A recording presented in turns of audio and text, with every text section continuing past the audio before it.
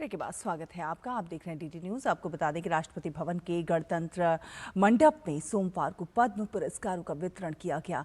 राष्ट्रपति द्रौपदी मुर्मू ने 4 पद्म विभूषण, 10 पद्म भूषण और 57 पद्मश्री पुरस्कारों से कुल 71 हस्तियों को सम्मानित किया। ये नागरिक अलंकरण समारोह का पहला चरण था। इस साल 139 व्यक्तियों का चयन पद्म पुरस्कारों के लिए किया गया है, जिसमें 7 पद्म विभूषण, 19 पद्म भूषण और 113 पद्मश्री शामिल हैं। 13 व्यक्तियों को मरणोपरांत पद्म पुरस्कार से सम्मानित किया जा रहा है। राष्ट्रपति द्रौपदी मुर्मू ने राष्ट्रपति भवन में आयोजित नागरिक अलंकरण समारोह के प्रथम चरण में पद्म पुरस्कार 2025 प्रदान किए। पहले चरण में 71 विशिष्ट हस्तियों को सम्मानित किया गया। इस वर्ष 139 लोगों को पद्म पुरस्कारों के लिए चुना गया है। इस समारोह में उपराष्ट्रपति जगदीप धनखड़ और प्रधानमंत्री नरेंद्र मोदी के साथ साथ कई केंद्रीय मंत्री और कई विशेष अतिथि भी मौजूद रहे। सुजुकी मोटर के पूर्व प्रमुख स्वर्गीय ओसामू सुजुकी, प्रसिद्ध गायक स्वर्गीय पंकज उधास और बिहार के पूर्व उप मुख्यमंत्री स्वर्गीय सुशील कुमार मोदी उन 71 प्रमुख हस्तियों में शामिल थे जिन्हें राष्ट्रपति द्रौपदी मुर्मू ने पद्म पुरस्कारों से सम्मानित किया। राष्ट्रपति द्रौपदी मुर्मू ने प्रसिद्ध मलयालम लेखक MT वासुदेवन नायर को फिल्म निर्देशक, पटकथा लेखक, संपादक और वक्ता को मलयालम भाषा, साहित्य और सिनेमा में उनके अद्वितीय योगदान के लिए पद्म विभूषण से सम्मानित किया। तेलंगाना के प्रख्यात गैस्ट्रोएंटरोलॉजिस्ट डॉक्टर दुव्वूर नागेश्वर रेड्डी को एंडोस्कोपी में उनकी अभूतपूर्व नैदानिक प्रगति और अग्रणी चिकित्सा अनुसंधान के लिए पद्म विभूषण से सम्मानित किया गया। वायलिन वादक लक्ष्मी नारायण सुब्रमण्यम को कला के क्षेत्र में उनके योगदान के लिए पद्म विभूषण से सम्मानित किया। सुजुकी मोटर के पूर्व CEO ओसामू सुजुकी को व्यापार और उद्योग के क्षेत्र में उनके योगदान के लिए पद्म विभूषण दिया गया।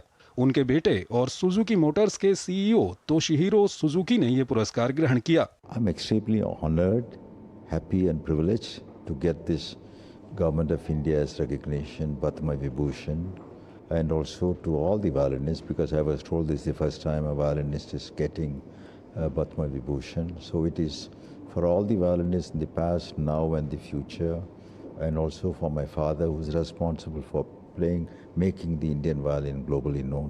मेडिकल फील्ड में भारत का तो अभी बहुत एडवांसेस हो रहे हैं। कहीं कहीं लाइक गैस्ट्रोएंटरोलॉजी में या कार्डियक डिजीज में या ऑर्थोपेडिक्स में हम we are as good as western world. जैसा अमेरिका में, यूरोप में जो ट्रीटमेंट मिल रहा है, यहाँ पर भी सेम या बेटर ट्रीटमेंट मिल रहा है। फ्यूचर में हम बहुत एडवांसेस कर रहे हैं।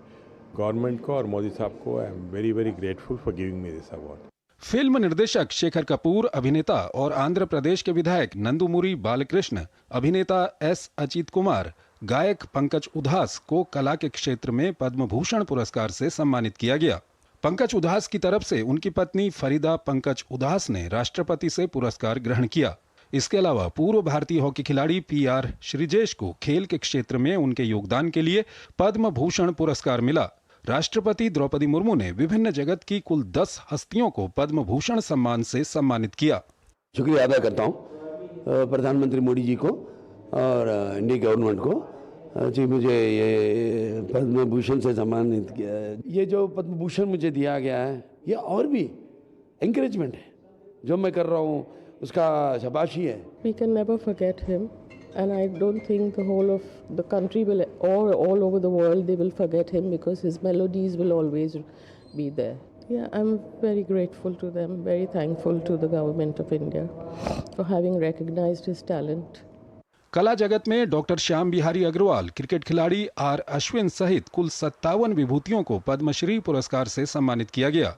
गायिका जसपिंदर नरूला को कला के क्षेत्र में और प्रसिद्ध वैदिक विद्वान गणेश्वर शास्त्री द्रविड़ को उनके सराहनीय योगदान के लिए पद्मश्री से सम्मानित किया गया। गणेश्वर शास्त्री द्रविड़ ने अयोध्या में श्री राम जन्मभूमि मंदिर में रामलला की प्राण प्रतिष्ठा और वाराणसी में काशी विश्वनाथ मंदिर कॉरिडोर के भूमि पूजन का शुभ समय तय किया था। वैदिक संस्कृति और आध्यात्मिकता पर अपने लेखन के लिए जाने जाने वाले अमेरिकी लेखक और शोधकर्ता स्टीफन नैप को साहित्य और शिक्षा के क्षेत्र में उनके योगदान के लिए राष्ट्रपति से पद्मश्री पुरस्कार मिला। सरकार को धन्यवाद देंगे कि ये उम्र में हमने जैसी गरीब महिला को एक कला के तरह हमको अवार्ड मिला। इस काम को हम 39 साल से कर रहे थे, जो कि आज हमको इसका फल मिला। I feel grateful and thankful, as I said before.